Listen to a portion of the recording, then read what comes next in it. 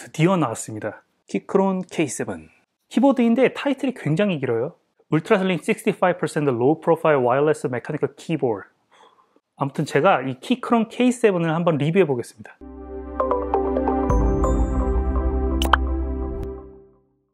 안녕하세요, 데이비드입니다. 키크론에서 올해 세 번째 키보드인 이 K7을 출시합니다. 한국에서는 아직 발매가 된 제품이 아니고요. 저는 펀딩을 통해서 먼저 받아서 한 달 전부터 메인 키보드로 사용해왔는데 정말 만족하고 있어요. 자, 이제 K7의 디자인과 특징에 대해서 한번 먼저 알아볼게요. 키크론에서 공개한 제품 영상에서는 얇고 더 컴팩트해져서 휴대용 키보드라고 광고하는데 세로 길이가 짧아 보여서 확실히 좀 작게 느껴집니다. 가로가 길어 보여서 아이맥 가지고 계신 분들은 매직 키보드를 대체해서 사용하면 좋을 정도로 이뻐요. 가로가 30.5cm, 세로가 10cm, 그리고 높이가 가장 높은 게 2.2cm 정도니까 가지고 다니시는데 부담이 전혀 없어요. 뒷면에는 USB-C 단자와 배터리 인디케이터, 유무선 선택, 그리고 OS 선택 버튼이 있습니다.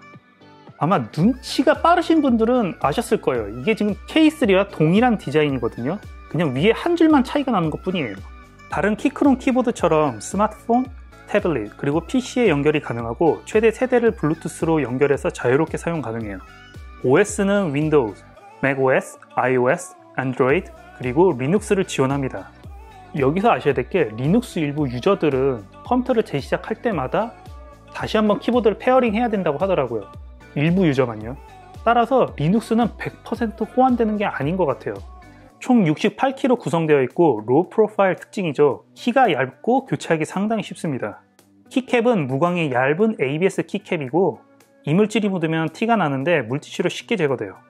높이가 낮다 보니 손이 작으신 분들도 편하게 사용할 수 있고 손목 받침대는 굳이 구매 안 하셔도 될 것 같습니다. 맨 위에 있는 숫자 키들은 펑션 키를 조합해서 다른 역할을 할 수 있어요. 펑션 키는 펑션 1, 펑션 2 이렇게 두 개가 있는데요. 펑션 1 키는 숫자 키와 조합해서 멀티미디어 키로 사용이 가능합니다. 예를 들어 화면 모니터 밝기를 조절하거나 소리를 줄이는 게 가능하고요. 펑션 2와 숫자 키를 조합하면은 저희가 알고 있는 일반적인 F1부터 F12 키로 활용이 가능해요. 한 3, 4일 정도 사용하시면은 펑션 키가 금방 익숙해집니다. RGB 효과는 말이 필요 없어요. 18가지 효과로 눈이 그냥 즐거워요.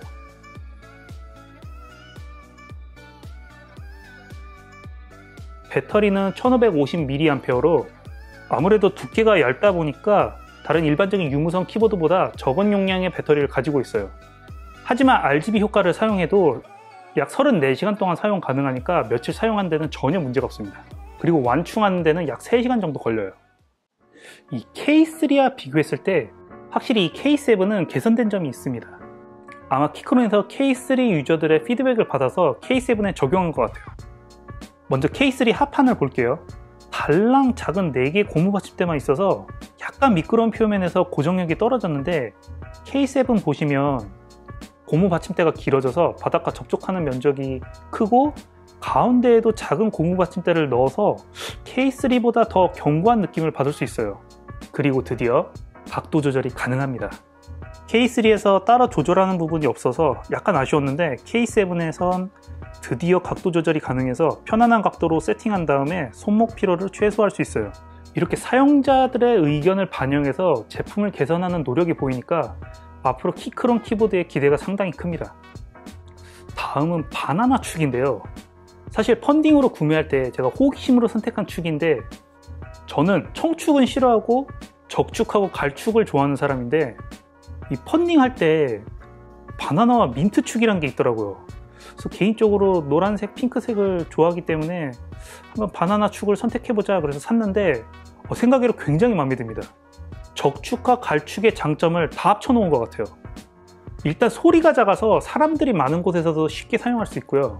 그리고 누르는 맛이 참 독특해서 설명하기는 어려운데 참 재밌어요. 특히 격투 게임이나 타이핑을 할 때 너무 마음에 듭니다. 해외 커뮤니티에서도 많은 사람들이 이 바나나 축에 굉장히 만족한다고 하니까 이 로우 프로파일 키보드에 관심이 많으신 분들은 한 번쯤 써보셨으면 해요.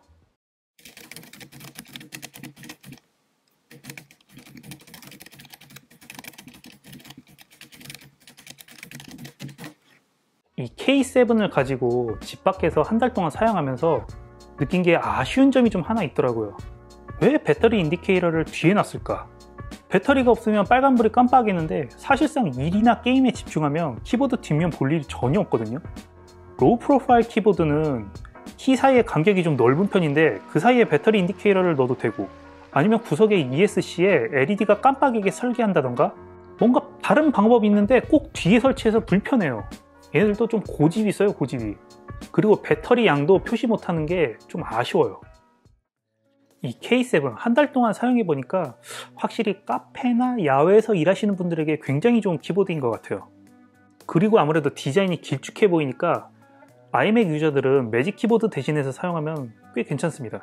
이 디자인은 아까 말씀드렸듯이 K3와 똑같고 그냥 키 개수만 적어진 제품이기 때문에 굳이 이 K3를 가지고 계신 분들은 전혀 구매하실 필요는 없어요. 물론 휴대용으로 하나 더 구입하신다면 굳이 말리진 않을 거예요.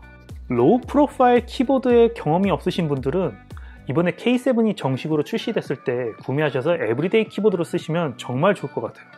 그리고 현재 키크론에서는 K14 키보드를 위한 펀딩을 시작했거든요.